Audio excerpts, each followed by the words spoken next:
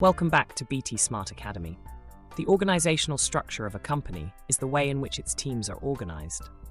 See an example of a typical company's organizational chart. There are many factors that determine whether an organization succeeds or fails. The organizational structure of a company is one of the major ones. As the name implies, the organizational structure of a firm is how its teams are structured and organized. A well-structured enterprise is in a better position to achieve its goals, or maximize its profits if it is a for-profit enterprise. Corporate structure varies from company to company and depends on many factors, including type of organization and industry.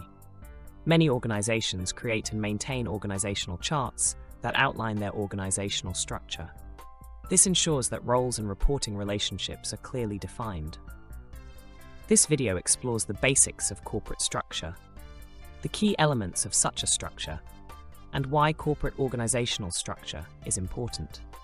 We also provide several examples of corporate organization charts that clearly document the corporate structure and can be used as a starting point for creating a corporate organization chart. What is corporate structure? Before delving into the various components of corporate structure and why such a structure is important to a company, it is important to take a step back and ask yourself, what is corporate structure? In essence, a corporate structure defines how a business operates. A solid corporate organizational structure outlines the functions of the various teams and how they work together and collaborate. Why we need a corporate organization? Corporate governance is one reason why it is important. In the past, most corporations were owned and managed by a single family. Today, however, this is no longer the case. Instead, management and ownership of organizations are typically separated. Today, many organizations have created a two-tier corporate structure as a way to protect the interests of their shareholders, or stakeholders, depending on the organization. Let us now explore the components of such a hierarchy. 3 components of a typical corporate structure. Clearly, the organizational structure of a corporation is important, but how are firms structured?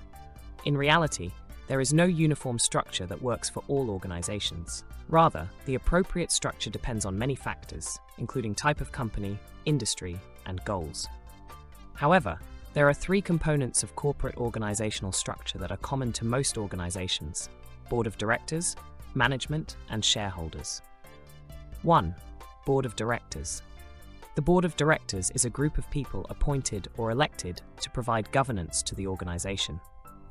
In for-profit organizations, the board of directors represents the shareholders.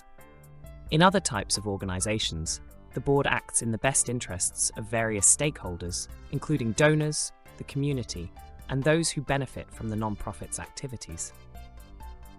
An important responsibility of the board is to hire the CEO and other company leaders, set compensation, and evaluate performance on a regular basis.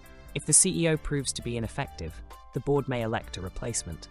Other duties of board members include strategic planning and goal setting in collaboration with the CEO, senior management, and other key stakeholders, monitoring financial performance, ensuring the organization meets all legal and compliance requirements, participation in committees, active participation on the board of directors.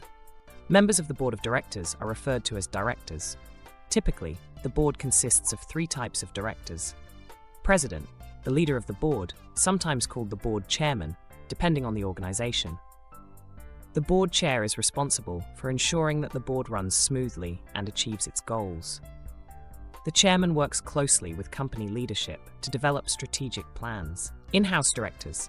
Inside directors may be shareholders or top managers within the company. These directors are responsible for high-level budget approval, strategy implementation and oversight, and approval of major projects and initiatives. Because they come from inside the organization, they share a unique insider's perspective with other directors. Outside director. As the name implies, an outside director is a director from outside the company. Their duties are similar to those of inside directors, but they are not a direct member of the company's management team. Outside directors provide an impartial perspective on issues brought before the board. Depending on the organization, they may prepare an organizational chart for the board, Such a chart may include information about board members' experience and terms of office. This can be an important tool for recruitment purposes and succession planning. Number 2. Executive officers. The executive officers are the second component of the organization's structure. Executive officers, also referred to as management, are elected by the board of directors and are directly responsible for the day-to-day operations of the company. The management team typically includes the Chief Executive Officer, CEO, Chief Financial Officer, CFO, and Chief Operating Officer, COO.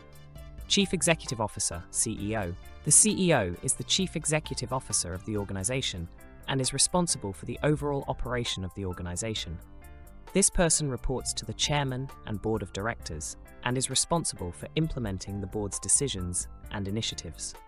Working with senior management, the CEO ensures that the organization runs smoothly. The CEO may also serve as president. CFO, Chief Financial Officer. The Chief Financial Officer reports directly to the CEO and oversees the organization's finances. Typical duties include preparing budgets, analyzing financial data, monitoring costs and expenses, and reporting on financial performance. COO, the Chief Operating Officer, oversees the organization's operations and is typically more hands-on than the CEO. The COO is responsible for areas such as marketing, sales, production, and human resources. Shareholders. A shareholder is a person who owns a portion or shares of a publicly traded company. They are also commonly referred to as shareholders.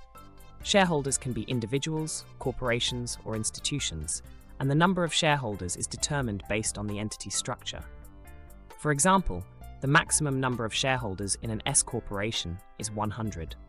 A C corporation, however, has an unlimited number of shareholders. Normally, shareholders are not personally liable to the corporation.